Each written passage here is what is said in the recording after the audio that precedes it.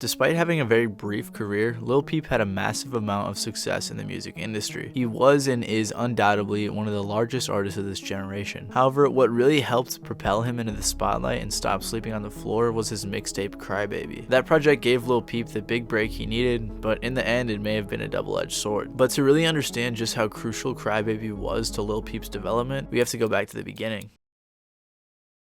Lil Peep was a pretty normal kid growing up. He was just reclusive. He got into tattoos and drugs at a very young age compared to his peers. When Peep was in school, he often kept to himself and would be cooped up in his room. Because of this, he would be pretty socially anxious, which is very visible in many of his interviews. While in his room, he would play a lot of video games and listen to a lot of both rap and rock music. He would gradually get into some more internet and SoundCloud music, which inspired him to make his own music. A lot of documentaries on Peep say he dropped out and got his GED online, but he actually graduated high school early with the help of some of his teachers. He had wanted to drop out his senior year, but had assistance from some of his favorite teachers and took classes he needed to graduate. After graduating high school, he moved to California to live with his friend Brendan Savage, as they both attended a community college together. This is when some of Peep's earliest songs would be made, such as songs like Keep My Cool and Latitude. Shortly after, he returned home in early 2015 and would attend a community college in New York. While living with his mom, this is where he would record a lot of his earliest known music and projects, such as songs like Star Shopping. I really want to highlight just how quickly Peep's music got good. Songs like Give You the Moon,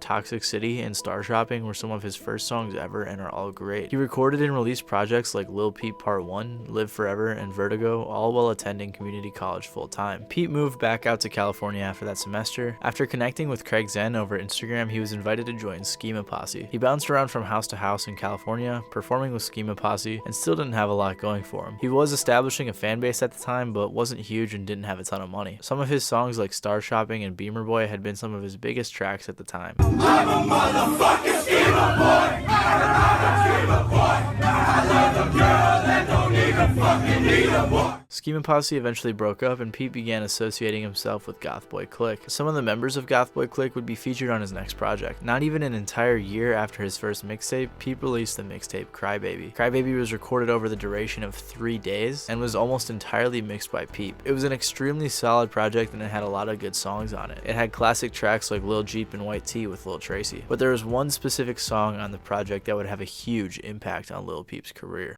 The song 19 is ultimately what led to Lil Peep's big break. It was released as a single right around the time Schema Posse broke up. This is one of the first songs that Peep and his close friend and producer Smoke-A-Sack had worked on. Smoke-A-Sack recalls that he and Peep first met at a show where Peep performed the song to a crowd of 5 people. We spent a few hours after the show talking, and he was so excited about the song that he said that it would be one of his first songs to break 1 million streams and take him to the next level, and he was completely right about it. I don't wanna lose you, I don't wanna hate you, I don't wanna do you like that. In June, after Crybaby's release, a radio DJ named Travis Mills heard the song and really enjoyed it. He showed 19 to Sarah Stennett, an artist manager from First Access Entertainment, and she also loved it. She reached out to Peep and even flew out to LA just to meet with him in person. Later that same month, Peep would partner with First Access, opening a ton of new doors for him in his music career. The song 19 was almost directly responsible for Peep getting a record deal. His record deal was the boost that he needed to help push him into the mainstream. It gave him the money he needed to improve his music and allowed him to invest more in his career. Of course, I'm sure Peep would have made it without the record deal. It helped him rise much faster. Shortly after his deal, he released his fan favorite mixtape, Hellboy. This mixtape was very crucial in helping Peep get a lot more attention and get closer to breaking out of the underground. He would go on to do interviews, music videos, and more to help him further his career. Throughout 2017, he was getting a ton of attention, especially after releasing his debut album, Come Over When You're Sober Part 1. It was a small album packed full of hits that would continue to boost him into the mainstream eyes. He was rising rapidly until his untimely passing just a month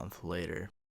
Although the song 19 got Peep the record deal he needed to blow up, it came with just as many negatives as it did positives. One of the biggest issues that came out of Peep's crazy success was his friction with Lil Tracy and Goth Boi Clique. Tracy in particular felt like Lil Peep's popularity was eclipsing him and that he was in Peep's shadow, which is why they ended up going their separate ways. When they would do write-ups on us, they would never mention me. His manager was just kind of a dick. I just felt like I was just kind of being mistreated. It really seemed like Tracy was the one who was perpetuating the divide, and it's sad that they never made up before Peep's passing. All of the attention was bittersweet for Peep. With his social anxiety and all the attention he was receiving, it's pretty obvious that his explosion in popularity was pretty difficult for him. It was probably really hard to deal with all the commentary on his music, especially the hate. I'm sure it isn't easy having all those eyes on you, commenting on every little thing you do. However, possibly the biggest negative of his record deal was was his management. It's pretty well known that Peep and his management didn't always get along. As many fans know, Peep's mom has been in the process of suing Peep's management because of how they handled his tour and his drug use, stating that they even encouraged his drug use. A lot of fans think that his management is directly responsible for his death. Peep's management was allegedly supplying him with drugs to keep him doped up and under their control. They also had Peep touring for almost 2 months, which is what most people think caused his death. Peep was sick of touring and was allegedly just given more drugs to cope with the rest of the tour, which we all know is what led to his passing. Now you're actually out on the road, keeping yourself busy touring, making music. Is it still a struggle for you to stay centered and stay,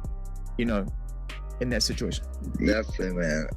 If anything, things have gotten worse, probably. Because of the traveling and the touring and the pressure?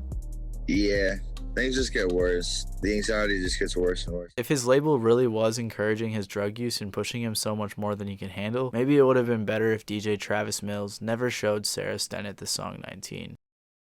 If you guys like this video, you might like the video where I covered all of X's lost songs. It's super interesting and he has a large catalog of lost and unreleased music. The video will pop up in the top right of the screen. Other than that, thank you guys for watching. This has been Matty Balls and I'll see you guys next time.